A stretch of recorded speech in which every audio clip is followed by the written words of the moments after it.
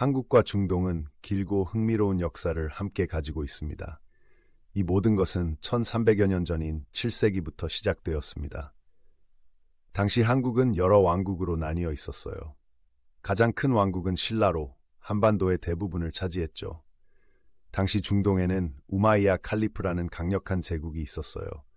서로 멀리 떨어져 있던 두 지역은 서로에 대해 잘 알지 못했죠. 하지만 곧 바뀌기 시작했습니다. 여러분이 고대 한국의 상인이라고 상상해 보세요. 청자라는 아름다운 녹색 도자기와 치유력이 있다고 믿는 특별한 인삼뿌리, 반짝이는 자개 장식을 가지고 있습니다. 이 보물들을 위해 사람들이 거금을 지불할지도 모르는 먼 나라에 대한 이야기를 듣게 됩니다. 여러분은 어떻게 하나요? 기회를 잡고 항해를 떠나기로 결심하세요. 바로 그런 일이 일어났습니다. 용감한 조선 상인들은 이 귀중한 물건들을 배에 가득 싣고 바다를 가로지르는 길고 위험한 항해를 떠났습니다. 같은 시기 중동의 호기심 많은 아랍 상인들은 새로운 무역로를 모색하고 있었습니다. 그들은 놀라운 물건을 만드는 고려, 한국의 이름라는 나라에 대한 소문을 들었습니다. 어느 날 아랍배 한 척이 고려 땅을 발견했습니다. 선원들은 벽난도라는 번화한 항구 도시를 보고 흥분했습니다. 오늘날 인천의 근대 도시가 있는 곳에 위치한 이 항구는 매우 다른 세계에서 온 사람들의 만남의 장소가 되었습니다. 그 장면을 상상해 보세요. 전통 의상을 입고 아랍 상인들이 전혀 들어본 적 없는 언어를 사용하는 한국 상인들. 흘러내리는 옷차림과 낯선 억양을 가진 아랍인들은 한국인들에게도 이국적으로 보였을 것입니다. 하지만 이들은 서로의 문화를 배우고 교역하고자 하는 열망이라는 공통점이 있었습니다. 아랍 상인들은 조선 청자의 섬세한 아름다움에 놀랐습니다. 부드러운 초록색과 정교한 문양은 이전에 본 적 없는 새로운 아름다움이었습니다. 그들은 향신료, 향수, 고급 직물 등 자국의 상품과 한국의 보물을 열심히 교환했습니다. 하지만 단순히 상품만 교환한 것은 아니었습니다. 상인들은 이야기와 아이디어, 지식을 공유했습니다. 한국 사람들은 수학과 과학이 발달한 광활한 이슬람 세계에 대해 배웠습니다. 아랍인들은 한국의 문화, 예술, 기술을 배웠습니다. 일부 아랍 상인들은 한국에 너무 반해 한국에 머물기로 결정했습니다. 그들은 한국의 도시에 집과 사업체를 세웠습니다. 이는 더 많은 문화 교류로 이어졌습니다. 한국 사람들은 새로운 향신료를 맛보고 처음 보는 재료로 요리하는 법을 배웠습니다. 아랍 학자들은 한국의 글과 예술 기술을 연구했습니다. 고려에 대한 소문이 중동 전역과 그 너머로 퍼졌습니다. 한국은 아름다움과 신비의 땅으로 알려졌습니다. 점점 더 많은 선박이 교역하러 왔고 두 지역 간의 관계는 더욱 돈독해졌습니다.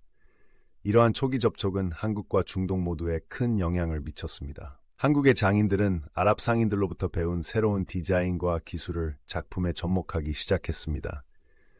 중동 상인들은 한국 상품을 본국으로 가져와 부유하고 권력 있는 사람들의 소중한 소유물이 되었습니다. 이 관계가 항상 쉽지만은 않았습니다. 때로는 오해와 갈등도 있었습니다. 한국과 중동 사이의 먼 거리로 인해 의사소통이 어려웠기 때문이죠. 하지만 서로 교역하고 배우고자 하는 열망은 관계를 이어나갔습니다. 시간이 흐르면서 한국은 많은 변화를 겪었습니다. 신라 왕국이 무너지고 새로운 왕조가 등장했습니다. 하지만 벽난도 항구는 여전히 국제 무역의 중요한 장소로 남아 있었습니다. 다양한 언어가 사용되고 전 세계에서 온 사람들을 볼 수 있는 문화의 용광로가 되었습니다. 이러한 초기 접촉의 영향은 오늘날에도 여전히 남아 있습니다. 일부 한국어 단어는 아랍어에 뿌리를 두고 있습니다. 한국 전통 예술의 특정 패턴은 중동의 영향을 보여줍니다.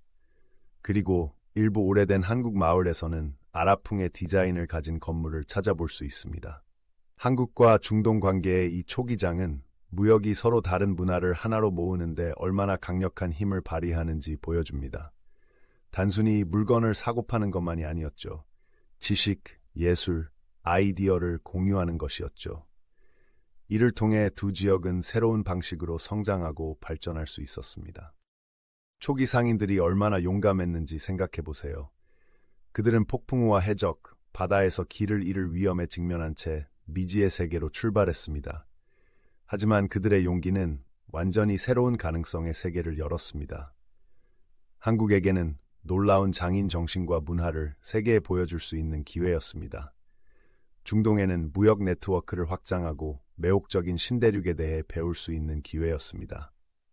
이러한 초기 인연은 오늘날 한국과 중동의 돈독한 관계의 토대가 되었습니다. 1000년 전의 첫 만남을 시작으로 서로 다른 두 지역 사이에 다리가 놓였습니다.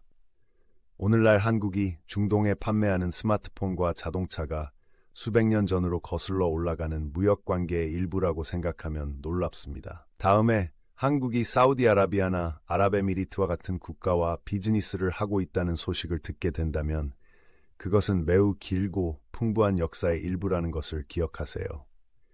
이 이야기는 서로 다른 문화권의 사람들이 열린 마음과 배우려는 의지로 만나면 위대한 일이 일어날 수 있다는 교훈을 줍니다.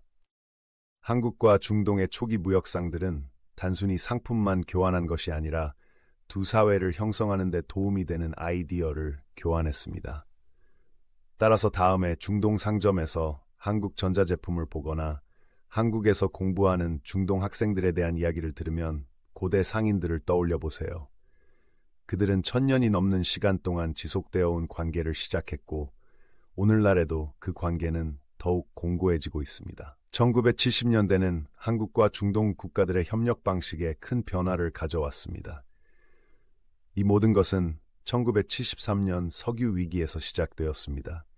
이 위기는 이스라엘과 일부 아랍 국가들 간의 전쟁으로 인해 발생했습니다. 이 전쟁 동안 아랍 국가들은 이스라엘을 지원하는 국가들에 대한 석유 판매를 중단했습니다. 이로 인해 전 세계적으로 석유 가격이 매우 비쌌습니다. 사우디아라비아와 쿠웨이트처럼 석유를 많이 보유하고 있던 중동 국가들은 갑작스러운 유가 급등으로 매우 빠르게 부자가 되었습니다. 그들은 돈이 너무 많아서 어떻게 해야 할지 몰랐습니다. 하지만 그들은 이 돈을 국가를 건설하는 데 사용하기로 결정했습니다. 석유가 풍부한 이 나라에는 도로, 다리, 병원, 학교, 공항, 대도시 등 모든 것이 필요했습니다. 하지만 문제가 있었습니다. 이 모든 것을 직접 건설할 수 있는 인력이나 지식이 부족했습니다. 바로 이때 한국이 등장했습니다. 당시 한국은 여전히 가난한 나라였습니다. 경제를 성장시키고 국민을 위한 일자리를 창출하기 위해 열심히 노력하고 있었습니다. 한국 건설사들은 중동에서 절호의 기회를 발견했습니다. 우리에게는 기술과 인력이 있다. 그들은 돈도 있고 필요도 있다. 함께 일하자라고 생각했습니다. 가장 먼저 중동에 진출한 한국 기업 중 하나는 현대건설이었습니다. 1975년 사우디아라비아의 주베일 산업항만 건설을 위한 대규모 계약을 따냈습니다. 선박과 공장, 수천 명의 근로자를 위한 주택이 들어서는 거대한 항구를 건설하고 완전히 새로운 도시를 처음부터 다시 건설하는 엄청난 프로젝트였습니다. 마치 작은 나라를 건설하는 것과 같았죠. 작업은 힘들었습니다. 사우디의 날씨는 한국보다 훨씬 매우 더운 날씨였습니다. 한국인 근로자들은 더위와 모래, 그리고 완전히 다른 문화에 적응해야 했습니다. 하지만 그들은 성공하기로 결심했습니다. 현대자동차의 성공은 다른 한국 기업들에게도 문을 열어주었습니다. 곧 대우, 삼성 등 많은 기업들이 중동 전역에서 대형 계약을 따냈습니다. 이라크에서는 고속도로를, 이란에서는 발전소를 건설했고 아랍에미리트에서는 세계에서 가장 높은 빌딩을 건설하는 데 일조하기도 했습니다. 가장 인상적인 프로젝트 중 하나는 리비아의 그레이트 인조강 프로젝트였습니다. 대우 엔지니어링은 사막을 가로지르는 거대한 지하강을 건설하는 이 프로젝트를 맡았습니다. 사하라 사막 깊숙이 땅을 파서 물을 찾은 다음 수천 킬로미터의 파이프를 건설해 이 물을 도시로 가져와야 했습니다. 세계에서 가장 큰 관계 프로젝트 중 하나였습니다. 이 프로젝트는 단순히 돈을 벌기 위한 것이 아니었습니다. 한국의 자부심이기도 했습니다. 당시 한국은 여전히 세계 많은 나라에서 가난한 나라로 여겨졌음을 기억하세요. 하지만 이 프로젝트들을 통해 한국은 미국, 유럽, 일본 최고의 건설사들과 경쟁할 수 있다는 것을 보여줬습니다.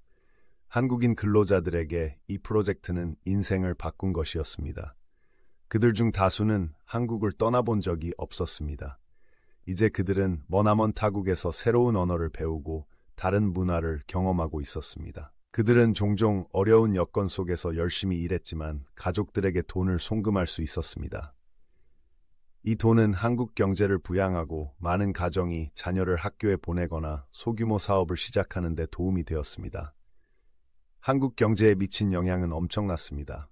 불과 몇 년 만에 중동 건설 프로젝트에서 벌어들인 돈은 한국 국민 소득의 주요 부분을 차지하게 되었습니다. 이 돈으로 한국은 도로, 학교, 공장을 자체적으로 건설할 수 있었습니다. 또한 한국 기업들은 새로운 기술과 산업에 투자할 수 있었습니다. 하지만 순탄한 항해만 있었던 것은 아닙니다. 어려움도 있었습니다. 때로는 문화적 차이로 인한 오해가 발생하기도 했습니다. 한국의 업무 방식과 중동의 업무 방식이 항상 같지는 않았습니다. 한국 기업들은 현지의 관습과 기대에 유연하게 적응하는 법을 배워야 했습니다. 위험도 있었습니다.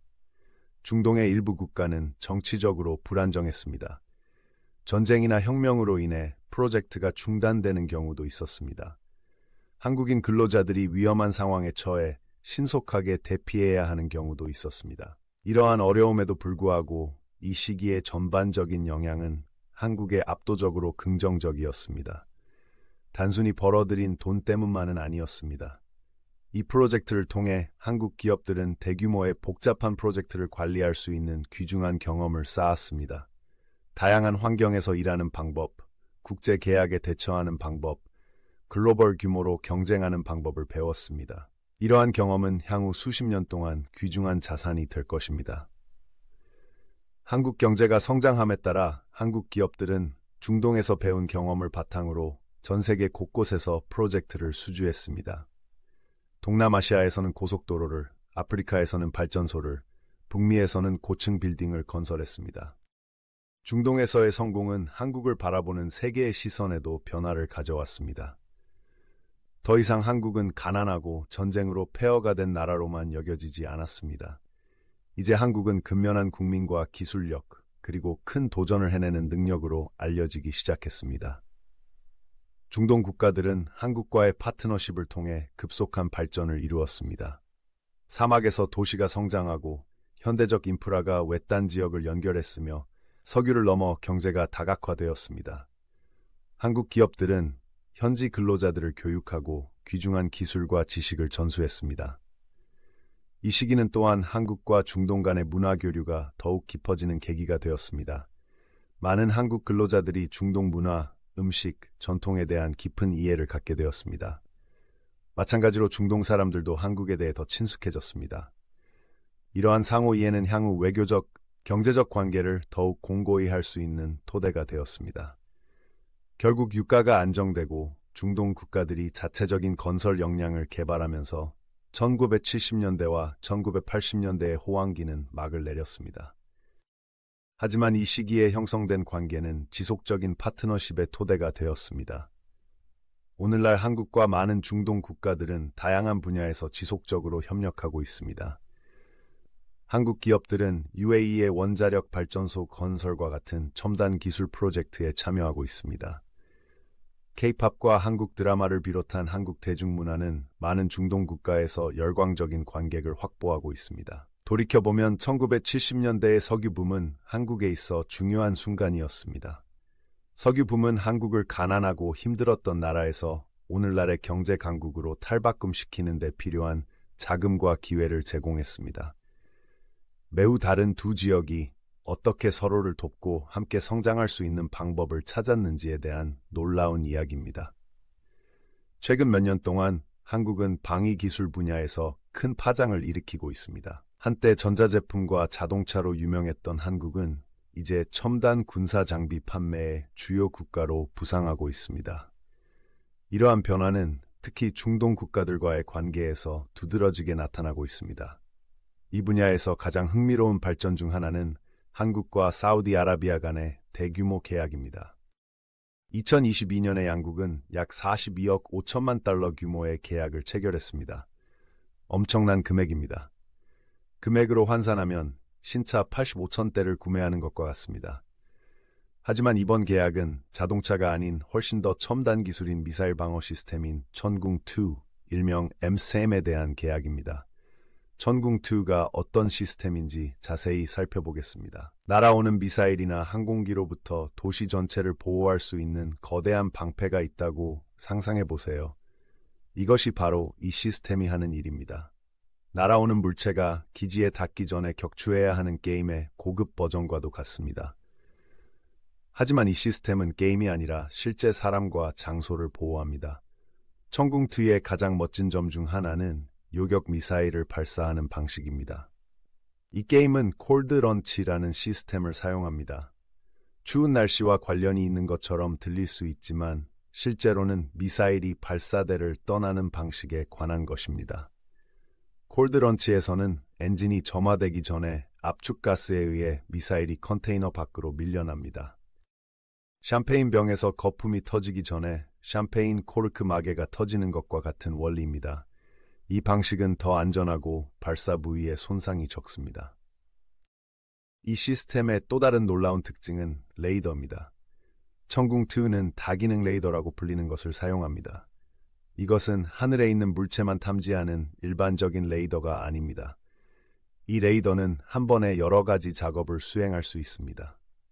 위협을 검색하고 여러 표적을 추적하고 요격 미사일을 표적까지 안내할 수도 있습니다. 마치 머리 뒤쪽에 눈이 있는 것과 같지만 훨씬 더 발전된 기능입니다. 천궁1에는 적 항공기와 미사일을 모두 격추할 수 있습니다. 하늘에서 15km 약 높이 날아가는 목표물을 타격할 수 있습니다. 이는 에베레스트 산보다 높은 높이입니다. 또한 40km 약 25마일까지 멀리 떨어진 목표물도 타격할 수 있습니다. 이 긴 탐지 범위 덕분에 다양한 유형의 공중 위협에 대한 강력한 방어가 가능합니다. 사우디아라비아에게 이 시스템을 보유하는 것은 큰 의미가 있습니다. 사우디는 특히 인접한 예멘으로부터 미사일과 드론 공격의 위협에 직면해 있습니다. 천궁2를 통해 사우디아라비아는 이러한 공격에 대한 강력한 방어력을 갖추게 되었습니다. 마치 사방에서 날아오는 공으로부터 축구 골대를 지키는 초강력 골키퍼가 있는 것과 같습니다. 이번 계약은 단순히 장비를 판매하는 것에 그치지 않습니다. 지식을 공유하고 장기적인 파트너십을 구축하는 것이기도 합니다. 이번 계약의 일환으로 한국의 전문가들이 사우디 인력의 시스템 사용 및 유지보수 교육을 돕게 됩니다. 이러한 지식 전수는 매우 중요합니다. 단순히 멋진 장비를 갖추는 것이 중요한 것이 아니라 이를 효과적으로 사용하는 방법을 아는 것이 중요합니다. 이번 계약의 성공으로 한국은 다른 중동 국가에도 진출할 수 있는 기회가 열렸습니다. 아랍에미리트와 이집트 같은 국가들이 한국의 방산 기술에 관심을 보이고 있습니다. 마치 친구가 멋진 새 기기를 갖고 있는 것을 보고 갑자기 나도 갖고 싶어지는 것과 같습니다. 한국 방산 제품에 대한 이러한 관심은 중동 지역에서만 일어나는 것이 아닙니다. 전 세계 각국이 한국의 제품을 주목하기 시작했습니다. 아시아에서 유럽, 남미에 이르기까지 점점 더 많은 국가들이 한국산 군사 장비를 고려하고 있습니다. 왜 이런 일이 일어나고 있을까요? 몇 가지 이유가 있습니다. 첫째, 한국 제품은 미국이나 러시아 같은 국가의 유사 제품보다 품질이 우수하면서도 가격이 저렴하다는 평판을 받고 있습니다. 필요한 모든 기능을 갖춘 정말 좋은 스마트폰을 가장 비싼 브랜드보다 저렴한 가격에 구입할 수 있는 것과 같습니다. 둘째, 한국은 기술을 공유하고 다른 나라의 방위산업 발전을 기꺼이 돕고 있습니다. 이는 자체 역량을 강화하고자 하는 많은 국가들에게 매우 매력적인 요소입니다. 마치 기성품을 사서 먹는 대신 요리사에게 요리를 배우는 것과 같습니다. 셋째, 한국의 경험은 방위산업을 형성했습니다. 한국은 수십 년 동안 분쟁의 위협 속에서 살아왔기 때문에 효과적이고 혁신적인 방위 시스템을 개발해야 했습니다. 이러한 실제 경험은 제품의 신뢰성을 더합니다. 사우디와의 계약과 이와 유사한 계약의 성공으로 세계가 한국을 바라보는 시각이 바뀌고 있습니다. 한국은 더 이상 TV와 스마트폰 제조업체로만 여겨지지 않습니다. 이제 한국은 첨단 방위 기술 분야의 주요 플레이어로 인정받고 있습니다. 이러한 변화는 한국 경제에도 큰 영향을 미치고 있습니다. 방위산업은 새로운 일자리를 창출하고 많은 돈을 벌어들이고 있습니다. 방위산업은 전통적인 강점인 전자 및 자동차 분야와 함께 한국의 수출에서 중요한 부분을 차지하고 있습니다. 하지만 순조로운 항해만 있는 것은 아닙니다. 무기 및 방위 시스템 판매에는 책임과 어려움이 따릅니다. 한국은 판매 대상과 제품 사용 방식에 신중을 기해야 합니다. 마치 학교에서 갑자기 인기 있는 아이가 된 것처럼 친구를 선택하고 그들과 무엇을 공유할지 현명하게 선택해야 합니다. 다른 국가와의 경쟁도 있습니다. 미국, 러시아, 유럽 국가들은 훨씬 더 오랫동안 방산 수출 사업을 해왔습니다. 이들은 쉽게 시장 점유율을 포기하지 않을 것입니다. 다른 모든 선수들이 노련한 프로 선수들로 구성된 스포츠 리그에 참가하는 것과 같습니다. 이러한 어려움에도 불구하고 한국 방위산업의 미래는 밝아 보입니다. 사우디아라비아와의 거래와 같은 성공은 시작에 불과합니다. 더 많은 국가들이 한국의 역량을 알게 되면서 앞으로 더 많은 파트너십과 계약이 체결될 것으로 보입니다. 이러한 방산 수출의 성장은 다른 방식으로도 세계 무대에서 한국을 돕고 있습니다. 한국은 국제 문제에서 더 많은 영향력을 행사하고 있습니다. 방산 기술을 공급하는 중요한 국가가 되면 다른 국가들이 한국의 말에 더 귀를 기울이게 됩니다. 학교에서 인기 있는 아이가 되면 갑자기 모두가 여러분의 생각을 알고 싶어 하는 것과 같은 이치입니다. 미래를 내다볼 때 글로벌 방위 산업에서 한국의 역할이 계속 커질 것은 분명합니다. 한국은 연구 개발에 막대한 투자를 하고 있으며 항상 차세대 국방 기술을 개발하기 위해 노력하고 있습니다. 다음에는 어떤 놀라운 새로운 시스템이 등장할지 누가 알겠습니까? 결론적으로 사우디아라비아와의 42억 5천만 달러 규모의 계약은 단순한 대규모 판매 이상의 의미가 있습니다. 세계 방산 기술의 주요 플레이어로서 한국의 새로운 역할을 상징합니다. 이는 한국이 얼마나 멀리 왔는지 보여주고 앞으로의 흥미로운 가능성을 암시합니다. 한국은 전 세계에서 혁신을 거듭하고 파트너십을 구축하면서 이 중요하고 진화하는 산업에서 핵심적인 역할을 계속할 것입니다. 중동의 국가 사우디아라비아는 최근 몇 가지 큰 변화를 시도하고 있습니다. 가장 흥미로운 일 중 하나는 한국에서 무기를 구매하기로 결정한 것입니다. 얼핏 대수롭지 않게 들릴 수도 있지만 사실 이것은 매우 중요한 일입니다. 사우디아라비아가 왜 이런 선택을 했는지, 그리고 이것이 양국에 어떤 의미가 있는지 이야기해 보겠습니다. 오랫동안 사우디아라비아는 대부분의 무기를 미국에서 구매했습니다. 양국은 가까운 친구였고 많은 분야에서 협력했습니다. 하지만 최근 몇 가지 문제가 발생했습니다. 인권과 사우디아라비아가 자국민을 대하는 방식에 대해 논쟁을 벌이고 있습니다. 이로 인해 사우디는 무기를 구매할 새로운 친구를 찾기 시작했습니다. 그때 등장한 나라가 바로 한국입니다. 한국은 첨단 무기를 만드는데 매우 능숙합니다. 천궁2라는 시스템과 같은 놀라운 것들을 만들어냈죠. 이 시스템은 사우디아라비아를 공격할 수 있는 미사일과 비행기를 격추할 수 있습니다. 사우디아라비아 전체를 보호하는 거대한 방패와 같은 것이죠. 사우디아라비아는 이웃 국가인 예멘과 문제가 있었기 때문에 이 시스템에 큰 관심을 갖고 있습니다. 예멘은 사우디아라비아를 공격하기 위해 미사일을 발사하고 드론을 보내고 있습니다. 그곳에 사는 사람들은 두려움에 떨고 있습니다. 그래서 사우디아라비아는 한국의 천궁 시스템에 대해 들었을 때 매우 반가워했습니다. 우리 국민의 안전을 지키는 데 큰 도움이 될 수 있겠다 라고 생각한 거죠. 하지만 안전에만 국한된 것이 아닙니다. 사우디는 미래도 생각하고 있습니다. 모든 무기를 한 국가에만 의존할 수 없다는 것을 알고 있습니다. 만약 그 나라가 더 이상 판매하지 않기로 결정하면 어떻게 될까요? 큰 문제가 될 수 있습니다. 그래서 한국에서 무기를 구매함으로써 선택의 폭을 넓히고 있는 거죠. 한국도 이에 대해 만족하고 있습니다. 무기 판매는 큰 사업이고 한국 경제 성장에도 도움이 되니까요. 또한 한국이 정말 좋은 무기를 만들 수 있다는 것을 전 세계에 보여줌으로써 다른 나라들도 한국으로부터 무기를 사고 싶어 할 수도 있습니다. 사우디아라비아와 한국 간의 거래는 약 42억 5천만 달러에 달하는 엄청난 금액입니다. 이는 우리 대부분이 상상조차 할 수 없는 엄청난 금액입니다. 사우디가 한국과의 협력을 얼마나 중요하게 생각하는지 알 수 있는 대목입니다. 이번 계약은 다른 나라들이 한국을 바라보는 시각도 바꾸고 있습니다. 예전에는 좋은 무기를 만드는 나라라고 하면 보통 미국, 러시아, 프랑스 같은 곳을 떠올렸죠. 이제 그들은 한국도 생각하기 시작했습니다. 이는 큰 변화이며 세계에서 한국의 중요성이 더욱 커지고 있습니다.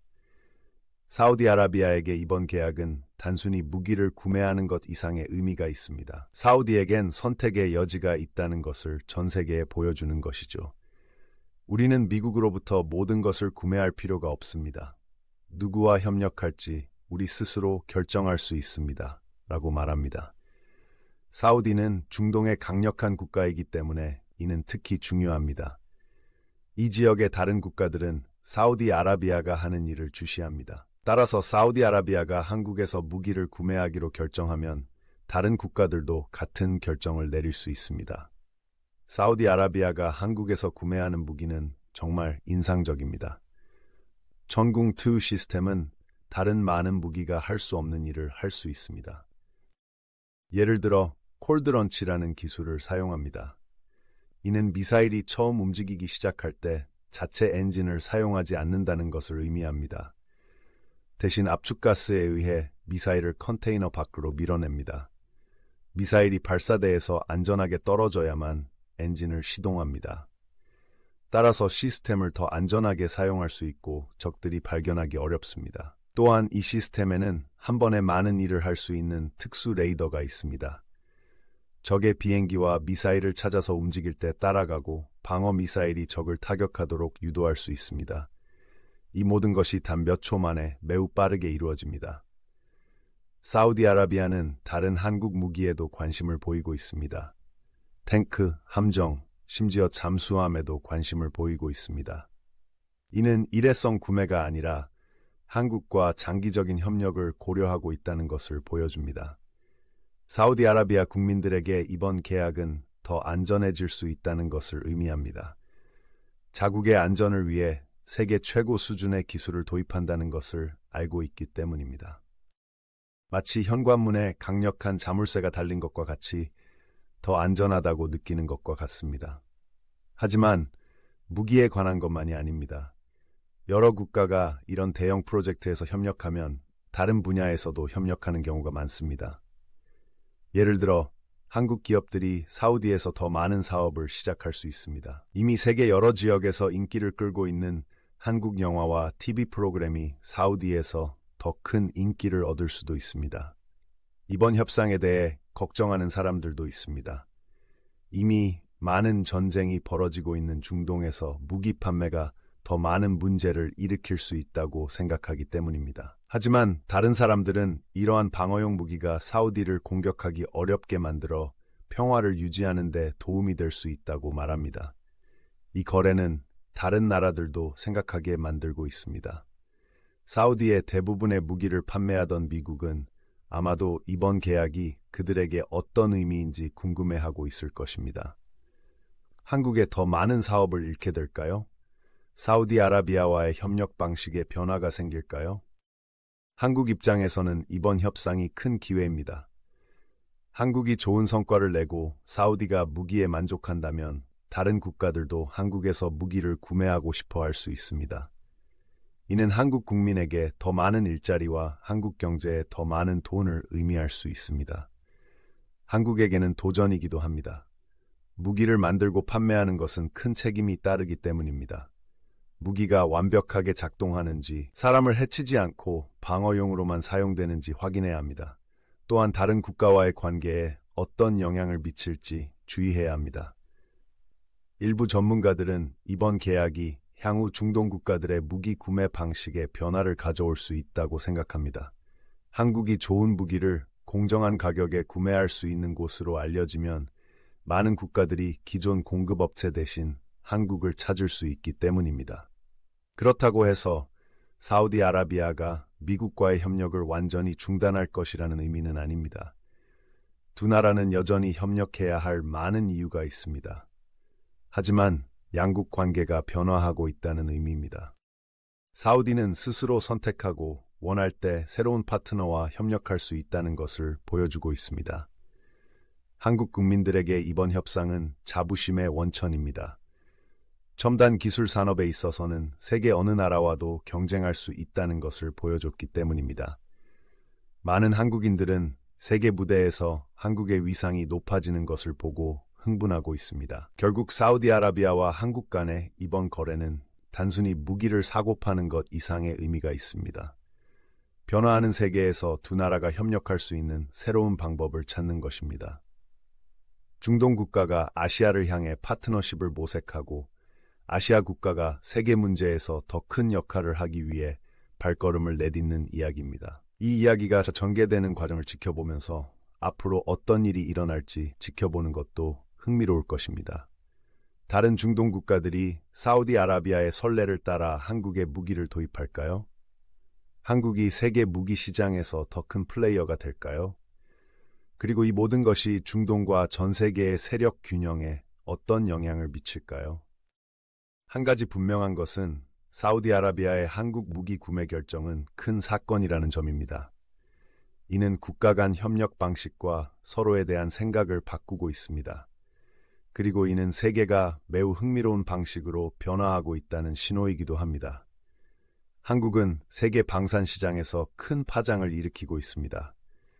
점점 더 많은 국가들이 한국에서 무기와 군사 장비를 구매하고자 합니다. 불과 몇 년 전만 해도 한국이 다른 나라에 무기를 판매하는 것으로 유명하지 않았던 것과 비교하면 큰 변화입니다. 가장 큰 성공 사례 중 하나는 아랍에미리트입니다. UAE는 최근 한국에서 로켓 시스템을 대량으로 구매했습니다. 평범한 불꽃놀이가 아니라 심각한 군사 하드웨어에 대해 이야기하고 있습니다.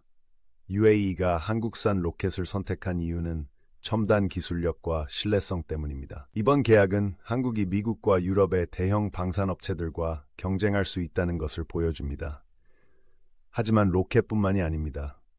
한국은 전 세계의 모든 종류의 군사 장비를 판매하고 있습니다.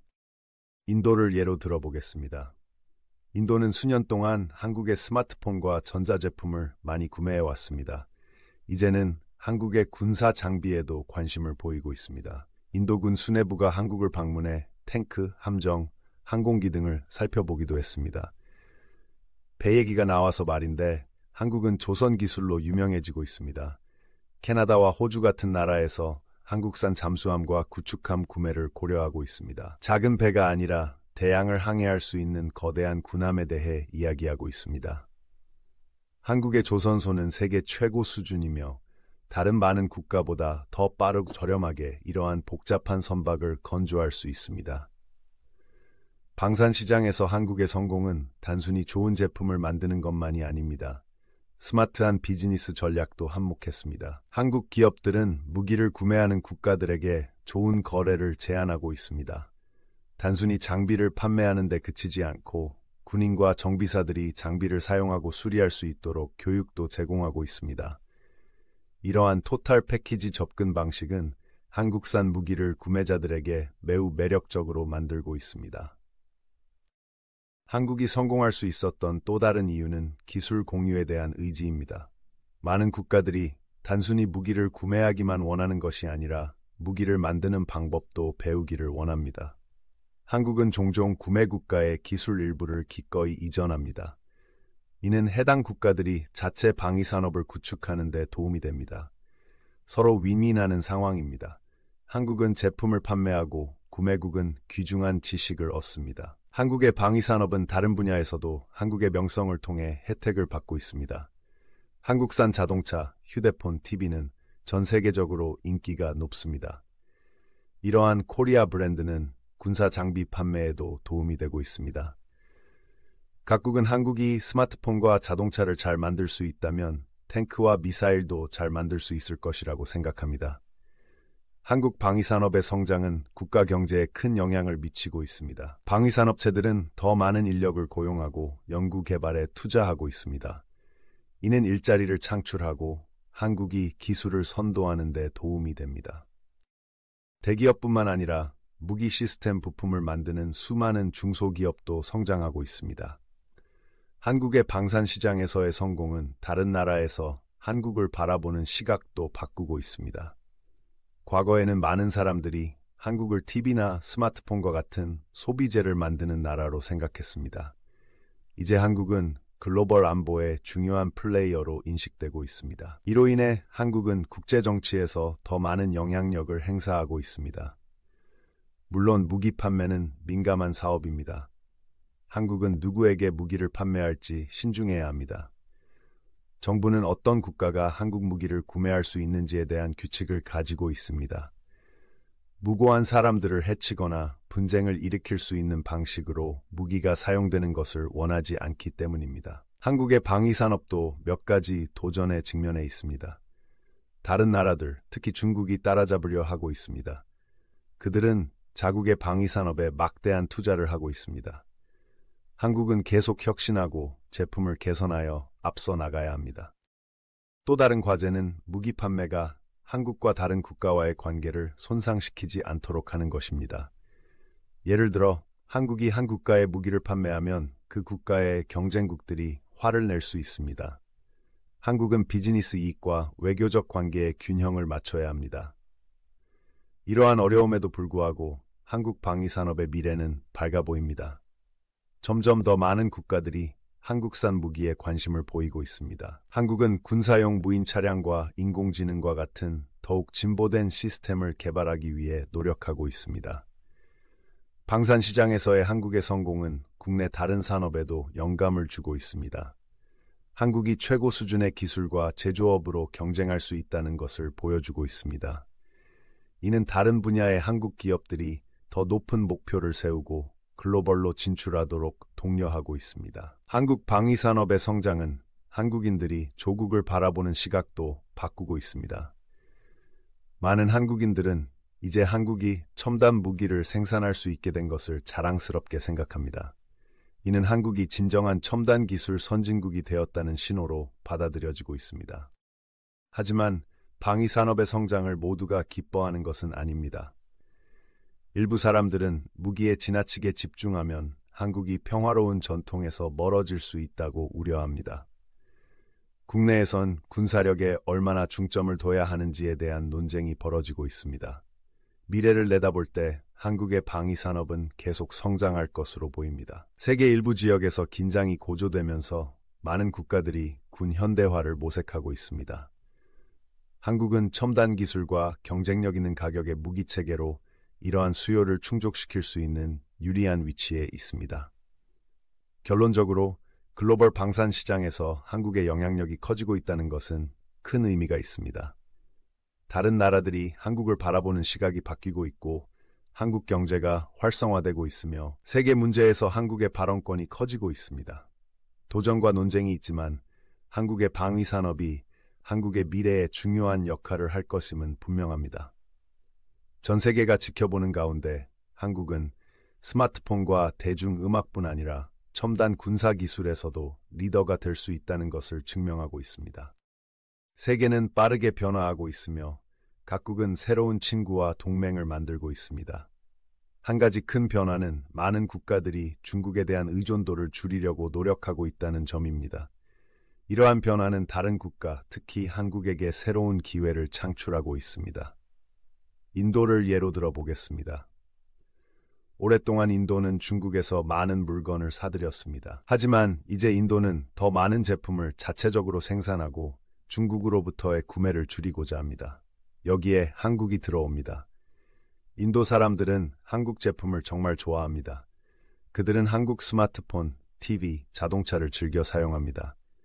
한국 대중음악과 드라마도 인도에서 큰 인기를 끌고 있습니다. 이러한 한국 문화에 대한 사랑은 인도인들이 한국 제품 구매에 더 많은 관심을 갖게 만들고 있습니다. 인도 정부도 이러한 변화를 장려하고 있습니다. 인도에 공장을 짓는 한국 기업들에게 특별 혜택을 제공하고 있습니다. 이는 인도인들의 일자리 창출에 도움이 되고 인도는 자국에서 더 많은 물건을 생산할 수 있게 됩니다. 두 나라 모두 윈윈할 수 있는 상황입니다. 예를 들어 한국의 대기업인 삼성은 인도에 세계 최대 규모의 휴대폰 공장을 건설했습니다. 이 공장은 매년 1억 2천만 대의 휴대폰을 생산할 수 있습니다. 엄청나게 많은 휴대폰이죠.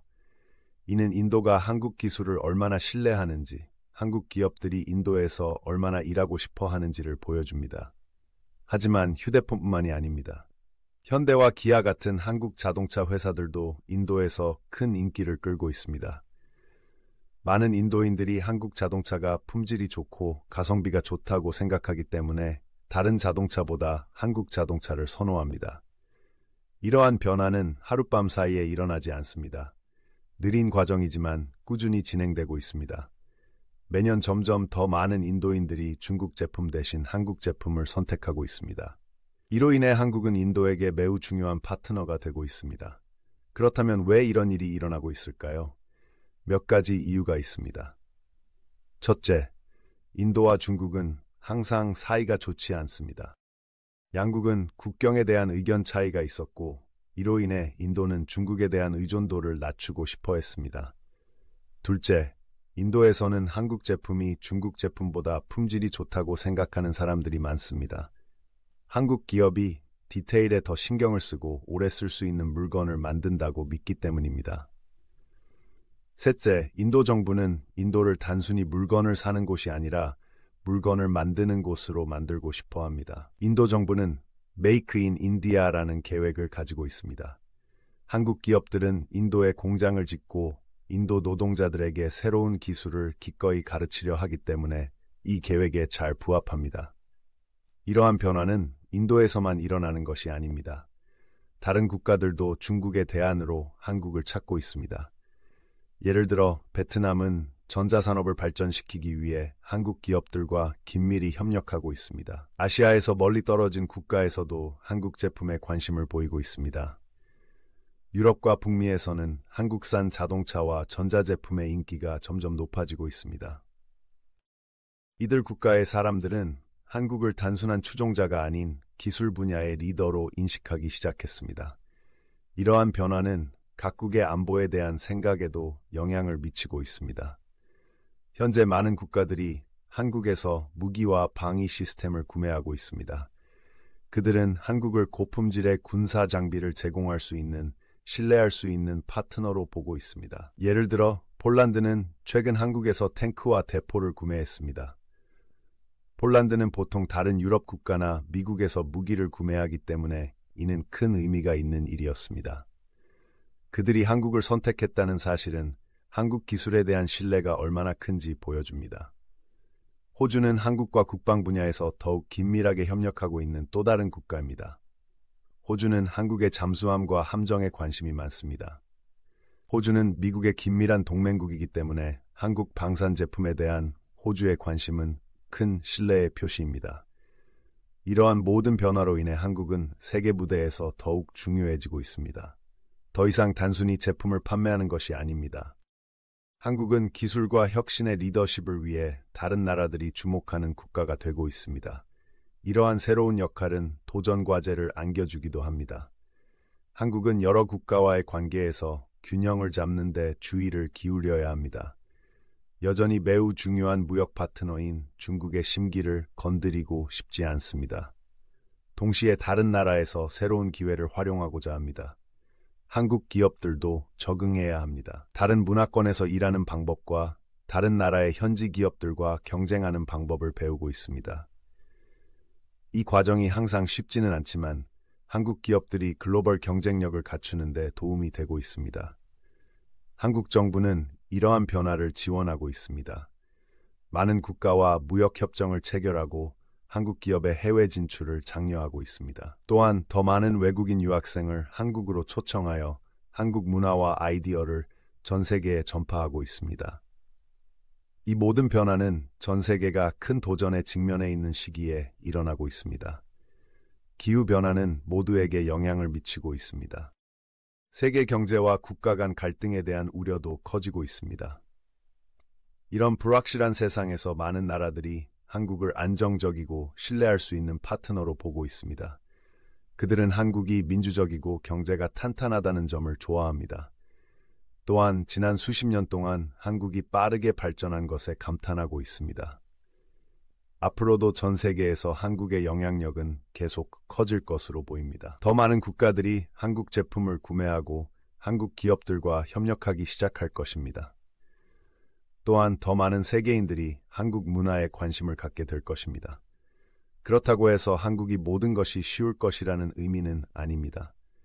다른 나라들과의 경쟁도 있을 것이고 극복해야 할 난관도 있을 것입니다. 하지만 한국이 과거에 겪었던 도전에 대처하는 방식을 보면 많은 사람들이 한국이 잘 해낼 것이라고 생각합니다. 한국의 젊은이들에게 이러한 모든 변화는 앞으로 많은 기회가 있을 것이라는 것을 의미합니다. 다른 나라에서 일하거나 한국의 기술과 아이디어로 글로벌 문제를 해결할 수 있는 기회를 얻을 수도 있습니다. 한국은 물론 한국과 협력하는 국가들에게도 흥미로운 시기입니다. 지금 일어나고 있는 변화는 앞으로 수년 동안 세계를 변화시킬 수 있습니다. 이러한 변화를 지켜보면서 세계에서 한국의 역할이 어떻게 계속 성장하고 진화할지 지켜보는 것도 흥미로울 것입니다.